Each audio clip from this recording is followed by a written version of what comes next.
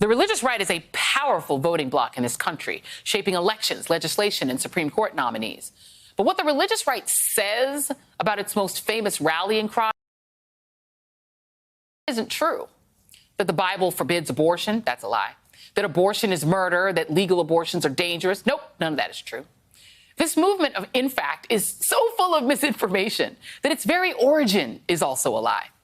Back in the 1970s, evangelical Christians were largely apolitical, and religious conservative political activists like Paul Weyrich wanted to change that.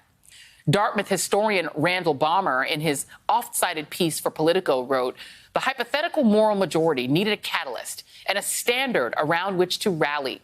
The galvanizing issue was not abortion. It was, in fact, an organized fight to protect Christian schools from racial integration." Religious leaders blamed President Jimmy Carter for IRS actions at the time that removed tax breaks previously enjoyed by private schools that failed to integrate. And a movement was brewing. But as Balmer notes, defending school segregation wasn't the best look. So evangelical leaders searched for a more palatable rallying cry, which would become abortion. Joining me now is Frank Schaeffer, director and author of several books, including Why I Am an Atheist Who Believes in God. Frank, it's great to see you again. Unfortunately, whenever I call upon you, it's for dark and difficult reasons.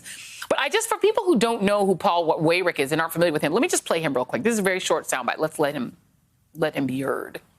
Now, many of our Christians have what I call the goo-goo syndrome. Good government. They want everybody to vote. I don't want everybody to vote. Elections are not won by a majority of people. And I'm the one who normally says Weyrich, but it's Weyrich. But tell us about him. Who was this guy? Well, it's interesting you mentioned Professor Randall Balmer from Dartmouth. I just interviewed him on my podcast last week in conversation with Frank Schaeffer. And Randy and I talked for over an hour about the part my family played back in the 70s and 80s. My evangelist father, Francis Schaeffer, and I went all around the country, including, by the way, our biggest stadium appearance in Dallas, Texas, where we helped found the evangelical wing of the pro-life movement that's so much in the news now.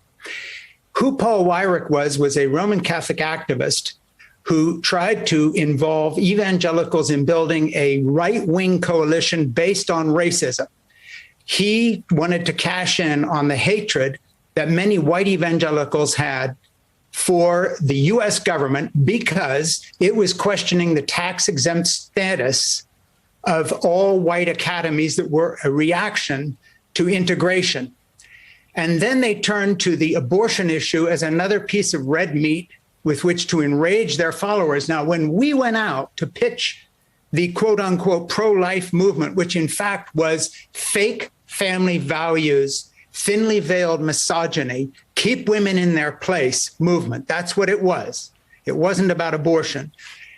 Weyrich and others decided that they could take that energy and bring new voters to the Republican Party. Here's a point most people don't understand, Joy. When we went out, the Reverend Billy Graham, the evangelist, and Dr. Criswell, who at that time was president of the Southern Baptist Convention, pastor of First Baptist in Dallas, and president of Dallas Theological Seminary. You don't get any more conservative evangelical than that. He was pro-choice, not ambivalent, but pro-choice. Our first job as right-wing activists, and I was my dad's nepotistic sidekick, and I have spent the rest of my life repenting from the fact that I did so much harm to so many people by helping to energize this anti-woman movement. It was not anti-abortion, anti-woman movement. When we went out, evangelicals were the people who wanted no part of this, and we had to talk them into this crusade. And now, fast forward 40 years, and we have a situation in Texas right now tonight where the American Taliban, because that's what it is, there's not an American evangelical right-wing movement, there is an American Taliban, is weirdly similar in so many ways to the Middle Eastern Islamist terrorists. And here's another weird one. Do you know a few years ago, some of the Islamist terrorist activists in Pakistan and other countries were murdering vaccine doctors and nurses who were coming in to try to vaccinate against polio, with some mythological conspiracy theories about how this was part of the U.S. government plot. Think about this tonight, Joy.